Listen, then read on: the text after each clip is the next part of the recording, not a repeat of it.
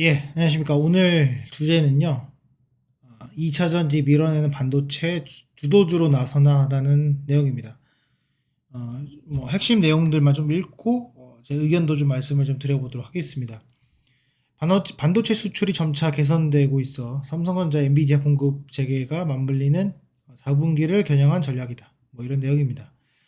결과적으로 아시다시피 이제 삼성전자가 엔비디아, AMD의 수주에 앞서서 주가가 6% 가까이 급등을 했습니다. 어, 고대역폭 메모리 HBM이라고 표현하죠. HBM3인데요. 수혜주로 올랐던 SK하이닉스 그리고 그 뒤를 이은 수혜 삼성전자 이렇게 진행이 됐고, 이전에 제가 말씀을 드렸지만은 결국엔 삼성전자는 그런 서플라이어들을 이제 필요로 했고, 그런 종목들은 이제 주가가 또 올라가고 있습니다. 반드시 필요한 것들이 또 하나가 이제 PCB이고, 그리고 비메모리 반도체의 패키징 업체입니다. 지금 요 내용만 봤을 때는 뭐 반도체가 이제 넘어갔다라는 것은 이제 우리 확인을 할 수가 없는데, 지금 요 내용을 좀 보시면은 최근 시가총액 상위 종목의 흐름을 보겠습니다. 원래 코스닥 같은 경우에는 거래비 중에 상위 종목이 에코프로가 월등했습니다. 10%가 넘었죠. 15% 정도 됐습니다. 그런데 지금 통틀어가지고 10%가 좀 안 되는 그런 모습을 보여주고 있습니다. 그리고 하나마이크론 패키징 업체죠. 하나마이크론이 지금 거래비 중 4%까지 올라오면서 반도체가 상위 랭크가 되어 있고요. 그 뒤를 이어가지고 HPSP도 있고요. 좀 내려보면은 ISC도 있고 SA 반도체도 있고 뭐 심텍, 뭐 나노, 뭐 쭉쭉 있습니다.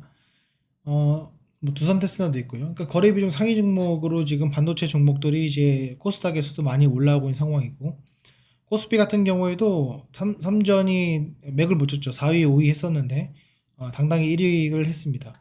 삼성전자, SK하이닉스가 오랜만에 이제 탑3 안에 드는 그런 모습인데, 어쨌든 오늘은 잠깐 쉬어가는 모습을 좀 보여주려고 했지만은 어쨌건 그래도 상당히 좋은 모습을 보여줬습니다. 그래서 이런 부분, 그러니까 시장의 돈이 어차피 제한되어 있어요. 물론 뭐 잡주면은 맨날 올라가고 맨날 떨어지고 막 그럴 수 있겠지만은, 대형주 같은 경우에는 이게 돈이 정해져 있기 때문에 하나가 올라가면 하나가 떨어지죠. 근데 그게 지금 웃긴 건 뭐냐면은 어떤 기술주 테마로 해서 같이 올라갔어요, 예전에는. 근데 그게 아니라 반도체와 2차 전지가 따로따로 움직이고 있고요. 그리고 그런 모습을 좀 보여주고 있습니다.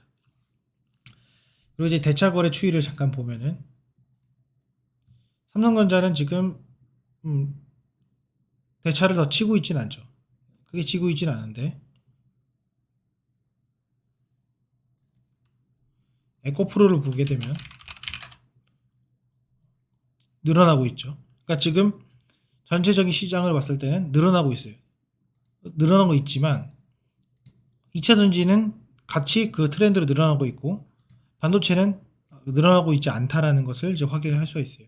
그런 흐름도 유사하게 지금 진행되고 있습니다.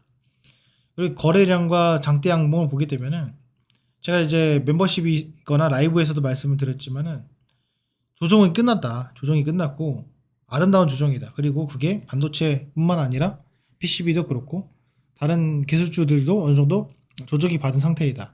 아름다운 조정이었다. 말씀을 드렸어요. 상승을 주고 있는데, 뭐 앞으로의 관건이라고 하면은 그 여기서 한 단계 레벨업이 되면은 이제 그 물린 사람들이 많이 있죠. 그래서 수익 실을 많이 할 거고, 그럼으로써 거래량이 더 증폭될 거고, 거기서 변동성이 생길 거고, 그 변동성을 누가 어떻게 잘 이겨내느냐가 가장 중요한 포인트가 아닌가 생각이 듭니다. 다시 넘어가 가지고 결국에는 반도체는 6개월 정도 선행의 모습을 보여주고 있죠. 지금 9월이기 때문에 올해 말이나 내년 1분기 정도의 영업이익, 그러니까 올해 말 영업이익 개선, 영업이익 매출액 개선이 가장 큰 포인트가 될 것 같고요. 여기 보면은 HBM인데, 이전에 이제 디램이라고 하면 패러다임이 아니죠. 조금 더 개선이기 때문에 조금 패러다임을 바꾸지 못하고 있어. 그래서 어떤 산업의 안 좋은가, 그 다음에 경기의 민감도에 따라서 재고가 쌓이고 안 쌓이고 이런 것들이 결정이 됐습니다.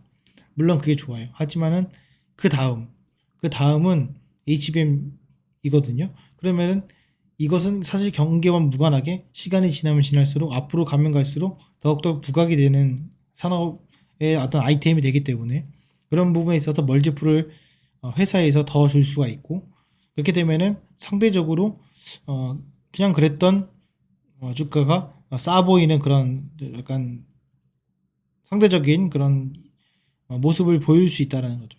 그 반해 가지고 2차 전지 같은 경우에는 이미 그런 모습을 많이 보여줘서 목표가를 설정을 하고 그 목표가에 따른 어, 영업이익이 극대화됐죠.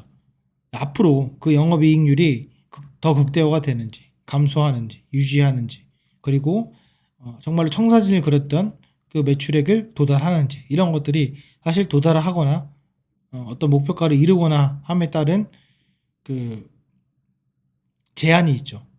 그냥 안전빵이 되는 거예요. 그게 어떻게 보면 주가를 하락하는 요인이 될 수 있다라는 겁니다. 또 하나 뭐냐면은 2년 전만 해도요. 그 설비 투자가 계속해서 이어졌어요. 지금은 정점을 찍었기 때문에 추가적인 설비 투자 자체가 좀 없기 때문에 가동률과 단가랑 들어오는 매입 단가 이런 것들을 계산하면은 결국에는 최대 캐파가 나오고 그 최대 캐파에 따른 매출액 영업이익이 나옵니다. 다 정해져 있기 때문에 그게 지금 고점을 찍고 그걸 확인하고 고점을 찍고 내려온 상태이기 때문에 상당히 회복 그거를 이제 전고점을 넘기에는 쉽지 않다. 다른 모멘텀이 필요하다. 저는 생각이 들고, 이에 반해서 지난번 반도체가 급등을 했을 때는 뭐 반도체가 없으면 안 된다 이런 개념보다는 삼성전자 결국엔 올라간다 뭐 이런 기본적인 반도체의 중요성 이런 것들이 많이 부각은 되지 않았고, 거기서 HBM도 나오지도 않았고, 그리고 거기서 시스템 반도체도 나오지도 않았습니다. 앞으로 이제 뭐 모멘텀들이 좀 더 많이 남았기 때문에 제가 판단했을 때는 좀 더 상승 가능성이 있지 않을까라는 의견이 듭니다. 그리고 이제 탑2 경쟁이에요. 탑3 경쟁이 아니라. 그렇게 되면은 결국에는 1도 필요하고 2도 필요합니다. 2가 단가가 낮으면은 공급과 공급에 있어서 안전한 서플라이어가 두 개가 있어야 되기 때문에 결국에는 1, 2만 있는 시장은 거의 독점 시장이다. 그렇게 되면은 앞으로 영업이익률이 좋아질 수밖에 없다. 이렇게 말씀을 드려보고 싶고, 그 영업이익률이 좋아진다는 뜻은 밑에 있는 수혜 업체 1차 벤더들의 영업이익도 상당히 개선되지 않을까라는 생각을 해봅니다. 어쨌건 지금 뭐 안 좋은 시장 속에서 우리가 힘들어 했다고 2차 전지 쪽으로 몰려갔다가 또 한 번 급락을 맞는 안 좋은 사례들이 많이 있습니다. 그런 분들은 주식시장을 떠났을 테고, 저랑 같이 함께 하신 분들은 제가 그런 거 무조건 하지 말라고 말씀드렸지 않습니까? 분명히 기회는 오고 우리의 판단은 틀리지 않았다. 다시 한번 말씀드리고 싶고, 앞으로도 이런 내용들 제가 지속해서 말씀을 좀 드릴 테니까 도움이 되셨다면 구독도 좀 해주시고 좋아요도 눌러주시면 더욱더 감사할 것 같고요. 그리고 라이브 진행을 합니다. 오늘도 라이브를 진행하는데 밤 9시부터 10시 사이에 보통 진행을 합니다. 그때 참석하셔가지고 같이 의견 나누시면 좋을 것 같습니다. 기본적으로 6개월 선행이기 때문에 올 4분기 조금 개선의 여지는 내년에 나오겠죠. 그렇기 때문에 앞으로도 조금 연말까지 좋은 모습을 보이지 않을까라는 조심스러운 추측을 해봅니다. 네, 오늘 영상은 여기까지 하겠습니다. 감사합니다.